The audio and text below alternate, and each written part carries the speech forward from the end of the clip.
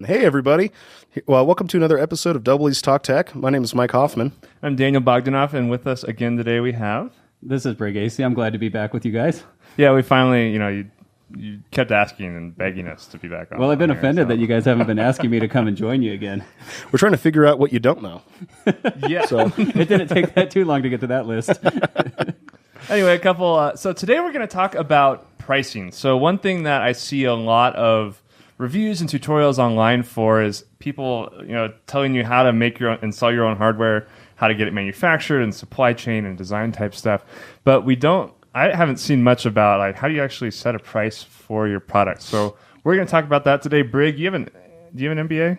I do. You do. So Brig has an MBA, so he should know everything there is ever. Yeah, by definition, having that degree makes me a know-it-all.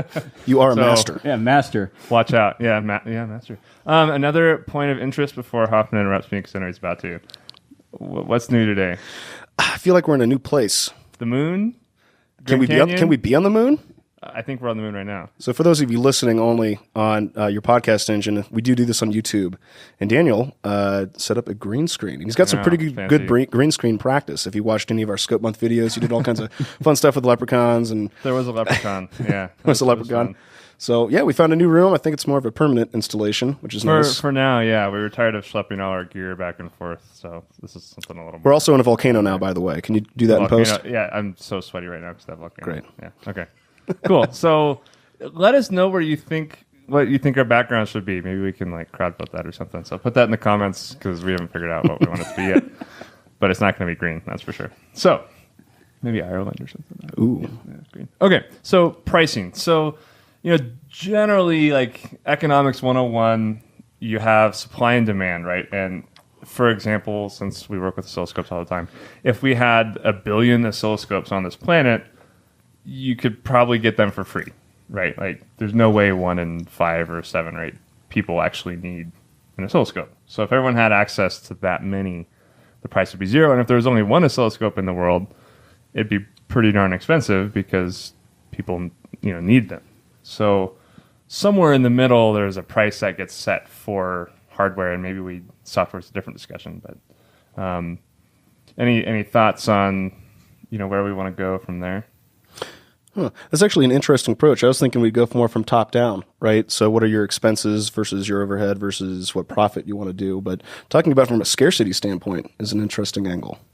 I mean, when I think of pricing and the cost meaning what people will pay for things, not how much it costs to make something, I think of scarcity right away.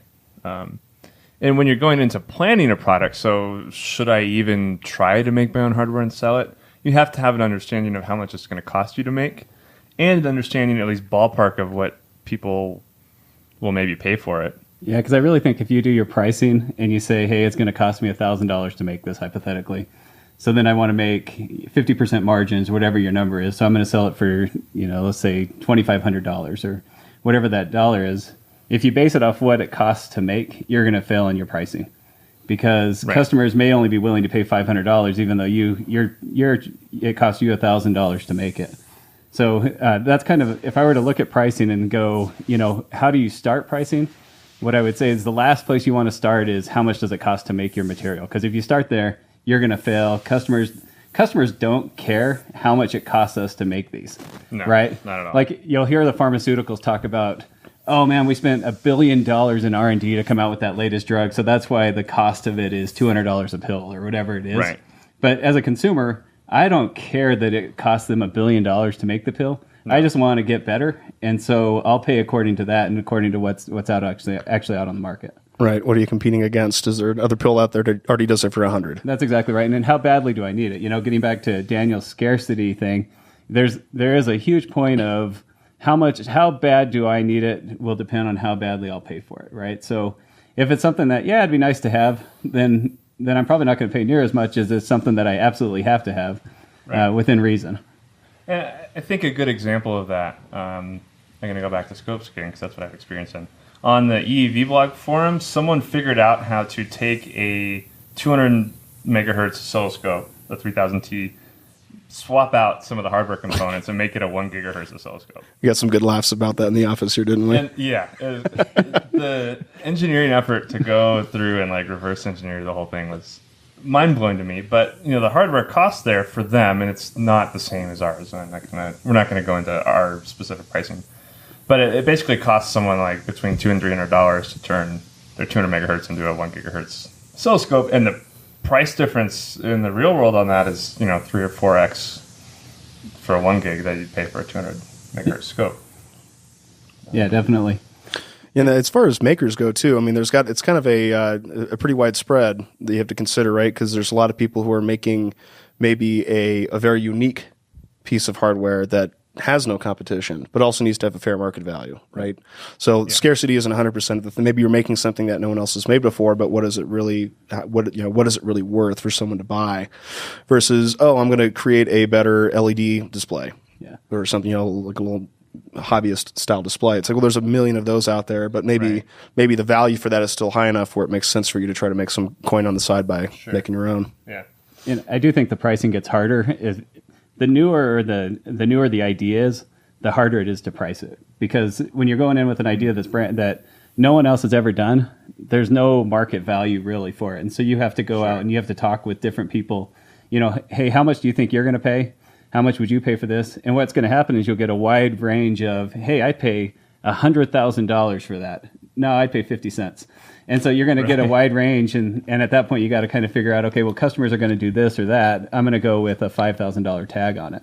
Yeah, but makes sense. Talking to a lot of people on what they'd be willing to pay is always a good thing too, as far as pricing goes. So maybe some advice for you guys out there who are trying to potentially get something started up. And I know I've seen in comments that we have people watching this who do, is figure out who your customer, maybe marketing 101, like figure out who your customers are and go and actually talk to them and try and figure out what it'd be worth to them. Definitely. If you think about pricing too, so let's say you have something that's already been priced and is out on the market, or something that a competitor already has out on the market, that gives you kind of a baseline of what you're going to price it at. And then you kind of look at, okay, what new features do I have? And then you get into value-based pricing and kind of say, oh, you know what? Let's go to scope. My scope has 5 channels instead of 4 channels. So since I have 5 channels, I can charge 25% more dollars for that extra channel. Now, the reality is customers probably aren't going to pay that for that extra channel. Right. But that value-based pricing says that gives you kind of a head start on where you could charge for that 5th channel on the scope. And be able to justify it. Absolutely. Yeah, and you can justify anything in your mind. Yeah. Interesting. Yeah, watch out for spreadsheets, right? Yeah, spreadsheets are the killer of pricing. So what about, how do you balance gut versus your spreadsheet, right? Because you should have an idea of what other people in the space are charging, and you also kind of will inevitably have this gut feel for what it's worth. It's funny. I actually, and I've done a lot of pricing for scopes and for other products, and so honestly, if you think they're too expensive, you can blame Brig. Yeah, totally blame me. Wherever that 10K per gigahertz came from, that wasn't my rule of thumb, by the way. That's been there a long time. Yeah, I was going to ask, because it's easy to price a product that has competition, it has a known market presence, has kind of a value, but like that, when we first came out with the Z series, 63 gigahertz, highest bandwidth out there. What do you compare that to, right? And I always think of that rule of thumb. Yeah. So that was before your time? No, so 63 gigahertz was interesting because there wasn't anything in the market that could do it. You had one competitive scope that really wasn't that competitive. Sorry for that competitor. But you had one competitive scope out there that just missed the mark as far as what customers wanted. And so what we literally had to do was look at some of the price volume curves of different scopes that we'd had in the past. That's the price volume is kind of that supply demand. Exactly right. Yeah. So, as oscilloscope bandwidth goes up, what do customers pay relative to that higher bandwidth? And what you'd find is as you go to higher bandwidth, even though it costs more to make those scopes, our customers weren't willing to pay as much for that. And so we Linearly. So we weren't going to be able to charge $630,000 for a 63 gigahertz scope. I mean, don't get me wrong, we'd love to charge you $630,000 for a 63 gigahertz scope, but it wasn't going to happen. And so, but then, you go through those models, and getting back to the gut thing. Or even $600. Or even, right? Exactly. 600 gets a little, 500 probably a little bit high too. I just spit on you, I'm sorry. No, I didn't even notice. Could have kept rolling there. I could have just kept going.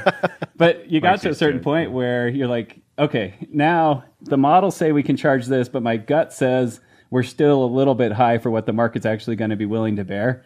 And gut actually is a big part of pricing. And then with gut, you have to justify, right? But honestly, there's a big portion of pricing that goes into just your gut feel based off, again, customers and what you've seen different markets do and things like that. So gut's it's not in any management book necessarily, but honestly, gut's a big part of pricing. Now we're talking about a lot of money here. Can you go ahead and change the background to be inside of like a bank vault? Maybe it's on fire, like that Batman scene. Well, we'll see what we can do. Yeah. Can you make dollar bills fly out? I could. Yeah. We're like tripling his editing time right now. I'm going on vacation and someone else has to edit this. So Allie's in the background saying, "Yeah, I edit." So thanks, Allie. Yes, I commit 100% to all of those special effects. So another, maybe shifting gears away from that a little bit. Something I've always found fascinating is regional pricing. Oh yeah. So it's not enough to just pick a price and then assume that everywhere is going to pay for that. A lot of companies, us included, do like regional price shifts based on what. Maybe talk a little bit more about that. Is that a cultural mindset thing? Like margins are tighter in low cost distribution areas like China or India, so that maybe some places have a cultural expectation of getting more discount off of list to grease the wheels kind of thing. Yeah. So like, do we inflate prices to give a higher discount, or do we, decrease the price so it looks like it's a lower price thing? And then currency, and how does, currencies are always changing. So just because you price something, we're a company on the US dollar, so we're stuck, all of our finances are off the US dollar no matter what, the euro is going for. Yeah. So currency actually adds a whole nother level of pricing. I mean, it's funny to, if you look at our last quarterly results, because of currency, there was a 7% shift in our dollars negatively because we're U.S. dollar based, and the dollar's weakening. We're flooding the world with dollars, and from a pricing standpoint, there's no company in the world. I shouldn't say that. You probably maybe could with a software company, but there's very few companies in the world that can can do on the fly pricing, that it's adjusting with the currency of the market. And so as far as currency goes, you adjust every 6 months, 3 months, depending on what your company's capabilities are, and you just live with that. But there's definitely an aspect of different regions have different pricing expectations. Take Brazil, for instance, right?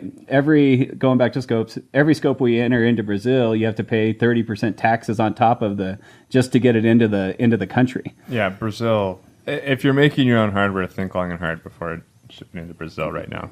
Brazil, India, it's insane. There's just some countries that it's just really difficult, and you have to build those expenses into your pricing model, or you just say, look, customers in Brazil, you're paying 30% more than anybody, and that's just, it is what it is.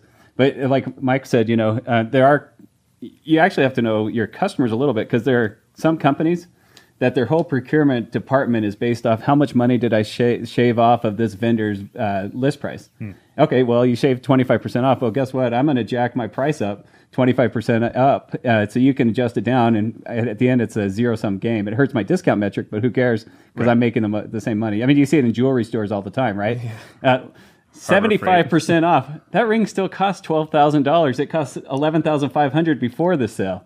So you see that kind of thing happening all the time out there as far as pricing goes. Yeah. Yeah, it's always been really like a crazy thing to me. So do you have any recommendations for people who are, I'm going to say small scale is like less than $100,000 of total sales annually? Do you recommend regional pricing, or do you think that's just something that you scale in once you're... Yeah, I think if you're less than, say, $100,000 a year, I wouldn't even worry about regional pricing. I just would price the product, because chances are most of your sales are going to be in the country that you are anyway. Because you think about it, if you're that kind of volume, the reality is your website, for the most part, is going to be designed in the country you're at. All your infrastructure is going to be, and because your infrastructure is built there, most of your sales are going to be in that country as well. I mean, there's a few exceptions, but the vast majority of people will build their infrastructure around where they are. And so that would be the last thing I'd worry about is regional pricing. Now, hopefully, if you're a $100,000 company or a $25,000 company in 10 years, you're a $5 billion company. And at that point now you can start thinking about those regional prices. But that's, when you think about pricing, get that set price first, and then worry about the dynamics of what's going on customer to customer, region to region. Yeah, where do you think that cutoff is? Because I know I've bought things from vendors in England, for example, or Great Britain, even like Etsy stores and stuff. Yeah, exactly. And usually that payment's like done through PayPal or something where it's just like an instant automatic currency conversion where hey, this costs £4. So it's going to be whatever X dollars, kind of right there on the fly. But I feel like you'd only really consider having set regional prices if you were doing outbound marketing within that country, or you had a regional specific web page for that country with a kind of a set list price in that currency. Is that is a legal requirement at some point, or is it kind of just a call you have to make as a company? I think it's a call you have to make as a company. I don't think there's any necessarily region or legal thing that says thou shalt do this, but I think it is a call of your company. And again, it depends on how much are you willing to pay for it. And as these companies that are smaller, you're using Etsy or those kind of things. PayPal really does, or whatever you're not to mention them, but whoever your company is that's doing the transaction will handle a lot of that currency, and you're going to get the benefit one way or the other. Yeah, so I guess if you're pricing at your own local price, then people just handle the currency conversion in the payment system as a whole, and you don't even have to worry about it. Yeah, the one and thing you make the same amount of money for yourself because you're based on. Yeah, the one minor exception to that is occasionally you'll see like hey, I'd like to expand. Say you're in Great Britain and you want to expand to the U.S. and the company that you're transacting through says there's a $20, that's $1,000 transaction fee if you do something in the U.S. Well, that might price you out of the U.S. market, and so you do have to pay a little bit of attention to who's actually transacting that price. The other thing with pricing is you got to be really flexible in your pricing. So a lot of times, we'll go and inside of Keysight, we do what we call pricing checkpoints, and this is where we go in and everybody says, wow, that was the most amazing pricing I've ever seen. Well done. Huge analysis, and we all pat ourselves on the back like, Mike Hoffman, you're my hero for getting this pricing done. And we go through and we think that's it for the price. But the reality is the dynamics of the market change and the value of your product changes. And you have to be willing to adjust your pricing with market changes as well. Or in something that you're in white space and you're pricing something that's never been priced before, if you don't have any demand, chances are your price is wrong or you just have a terrible product. But in your case, I'm sure you guys as listeners and viewers, your product's really good.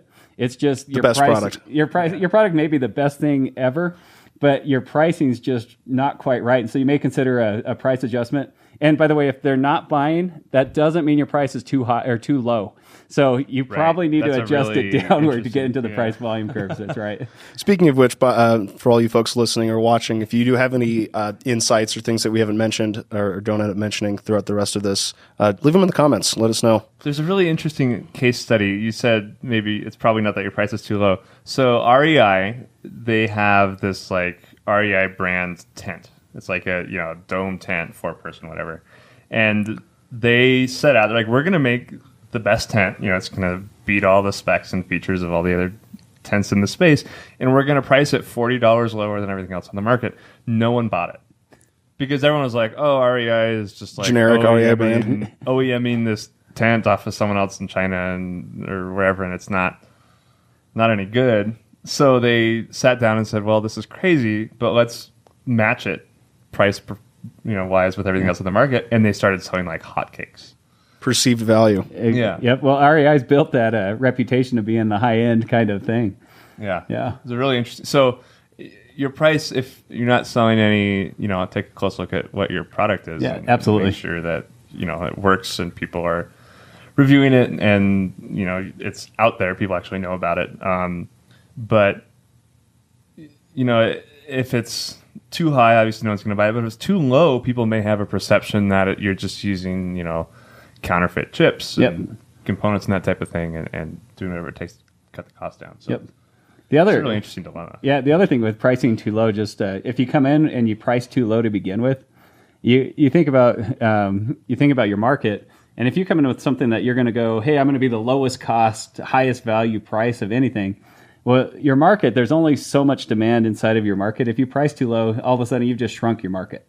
And so you may grow your sales. When we say size of market means not necessarily number of people, but the number of dollars that's that right. people will spend on Yeah, and so you may inadvertently have given yourself less potential to make money over the long haul because now those total dollars are less, not because you're not selling less product, but because people are spending less money. They're spending less money to get the same product. So you have to, once you grow your business to that point, now you got to consider, your marketing. There's almost a stewardship to your market that you have to consider as well. And that's something we see a lot, not just in our industry, but overall, is especially now as global e-commerce becomes more of a thing, is people take a short-term view of pricing. They're like, oh, man, our costs are half of what our competitors are, and the specs match. Let's price it at 50% of that, what it normally would go for. And all of a sudden, everyone's paying 50%, and the market is half the size. Yep. Right? It's just so, maybe thinking like the 15 to 30% less if you're trying to undercut someone else. Yeah, absolutely. And you'll still get your dynamics that you want, and your competitors are naturally going to discount more, but they probably don't have the cost structure that you have, so you're going to be making more money and hopefully reinvesting to build the next widget that you're building in your garage or whatever. And so, you look at it long term and you're going to have more money. You can feed your engine and keep making more money as you grow your business. What strategy do you think, and that you may not have a perfect answer for this, but what would your strategy be if you were launching a brand new product that you'd created that did have some competition in the marketplace? Manufacturing costs, I'm sure, can vary quite wildly depending on what yield quantities you want to build out, right? 10 of them will cost $1 a piece, 100 of them will cost 50 cents a piece. Yeah. So how would you go about trying to find that happy medium of how many should I get from the onset with having no idea of how well it's going to sell? So the first thing I would do is find potential people that might buy your product. Kickstarter. Yeah, exactly. Or equivalent, not necessarily explicit. It cracks me up how everyone on Kickstarter now, it's like they have a product, they have a company, they're just looking for like pre-orders through Kickstarter. It's kind of bizarre. Yeah. Kickstarter takes like half your funds though. Yeah. So think about other websites. But yeah, I'd start with customers, see, hey, what's my demand going to get like, and then you get back into your gut feel. But if you're in a thing where if you're going to sell, let's say you're selling something for $500 and you have a chance to get your manufacturing cost to $100 or $400, I'm going to take the bet at the $100 all day long and go with the fact I'm going to be successful. I'm going to bet on myself. And your gut's going to tell you too, because you're going to say, man, I could save this much. But if something in the back of your head says you're not going to, it doesn't hurt to listen to that little thing in the back of your head. There has to be some of that doubt though, right? So there's always going to be some of that like, oh man, what if, is this really what I should be doing and investing my time and money? There is, but there's a ringing, right? So I think there's a level of unrest, if you will, depending on what you're doing. There's always this could go bad. But there's other times where your confidence is higher than other times. And, as you do it more and more, you get more of a feel for when things are going to go really well versus not. Mm-hmm. As you introduce your fourth and fifth and sixth product, it gets way easier than introducing that first and second product because you've been through it. You've seen, what goes wrong and you can and you get a better feel for it. But I'd bet on myself if it came down to that. Okay. One more question before I think we're getting the wrap-up signal. What time is it now? We got a few minutes. She's just worried about all the editing she's going to have to do. Well, something we've been talking about so far, we've been talking from a very logical, mathematical, engineering standpoint on pricing. But as I'm sure you learned in your MBA classes, there's a pretty big psychological side to pricing as well, with the whole pricing something ending in a 9 or what have you. Yeah. Kind of what price point do you think that kind of goes away? Right? Or does it always apply? I think we think we're smarter than we are, and we think it always applies, right? Very rarely do you see a scope priced at, I'm going to go big here. Very rarely do you see a scope priced at $100,000, right? It's $98,899, right? That $1,100 plus dollars doesn't really matter.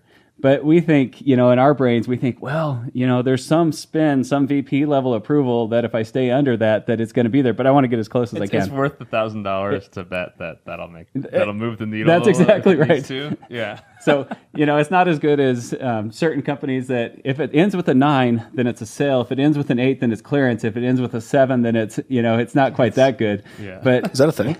Oh, it's totally a thing. I gotta get back. I gotta get on my shopping game. Yeah, you got to go intern somewhere for us. Maybe door greet at a place. Ooh, that was a great segue because I think the next podcast is going to be about interns.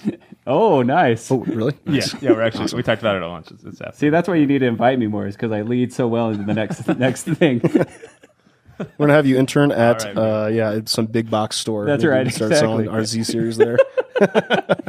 Not a conflict of interest. No. Edit that out. All right, so we have to wrap it up. We have a new section that Mike initiated last time. It is, what do we call it? Stupid questions that you have to answer. Stupid questions. I'm not sure if that's officially what it's called. I think it's the gist of it. I don't know. We might have to rethink we'll see. Anyway, go ahead. What is your favorite price and why? So my favorite price. And it can't be. Don't be free, because that doesn't count. Well, that's always the favorite. Nothing is free, right? There's always a price. But it always feels like free there. You know, you're never going to get the value out of free. I think my favorite price is $9.99 because you can use it in a lot of different places, right? It's not quite $10, but it's under 10. I don't know. $9.99 always feels like a great price to me. Like if I get lunch for under $10, I'm feeling pretty good. That's right. Well, for me, lunch is like $2.99. Yeah, I know you're Taco Bell guy. Speaking of Taco Bell, you can follow Brig's Yelp account review page. We'll put a link for that. Yeah, 4,200 views last month on it. Holy crap! Are you kidding me? No. Wow. That link will definitely be in the description. Do you track it all? Where's the traffic coming from? Do you track that at all? Brig is a foodie. It's a lot of it's from the Bay Area. Yeah. Okay, that's a good. I don't have a stupid question for you though. So, what? Wait. What is your favorite currency and why? So my favorite currency, probably the yen. Because, I like that it adds 2 zeros to every dollar that I spend, and so I feel like I'm spending a ton of money. So, I'm sitting with bills that are $100,000, and I feel, and $10,000 just the norm, and it just feels good. You whip out the wallet and you just let it rain. What is that bill that you had outside your cube forever? I think it's either it's 20. 100 billion. It's 20 billion. $20 billion. Yeah, it's like the Nigerian currency that Zimbabwe, maybe? Zimbabwe. That's right. Zimbabwean dollars. They've revved their currency so many times because they had out of control inflation where people are like running around with wheelbarrows full of cash. I think I'm going to change my currency to the Zimbabwe dollar. Zimbabwe dollar. Yeah, absolutely. Yeah. You can check. You can buy $1 trillion, either a trillion or 100 trillion Zimbabwe currency. Like, look it up on eBay. It's like $10 or something. To be a trillionaire, forget about and it. The currency's not. That's just nice. The currency's not worth anything anymore because they revved it to something else. But do you think we have a local page for that on K.com, Keysight.com, that would have our list prices for our scopes? I bet Ali could add it as part of the editing. Yeah. All right. What does our 63 gig Z series go for in Zimbabwe? Do they have a number for that? Like pentillion? Sextillion dollars? I don't know. It'd be up there. Anyway, Brig has to run to a meeting, so we're going to end our podcast with that. We'll be back next time. We're going to talk about interns. If there's any comments or questions you have, we'd love to hear about your hardware project or software. We didn't even talk about software pricing. I know, that's a whole nother time investment, right? That's a whole nother 20 minutes of talking. Software should be free. No, just kidding. You're fired. Oh no, I know. Hardware should be free. Yeah, you're promoted. We are going to get in trouble here, so we should stop. Yeah, that is all for W's Talk Tech. Make sure you subscribe and review on iTunes or whatever your favorite podcast engine is. We should be on all of them. If we're not on the one you like to use, let us know. We're also on YouTube, so make sure you subscribe to the Keysight Oscilloscopes YouTube channel. We'll be back the second and fourth Thursdays of every month with another W's Talk Tech podcast. Check out Brig's Yelp page. You can be one of those 4,200 views, and we'll see you next time.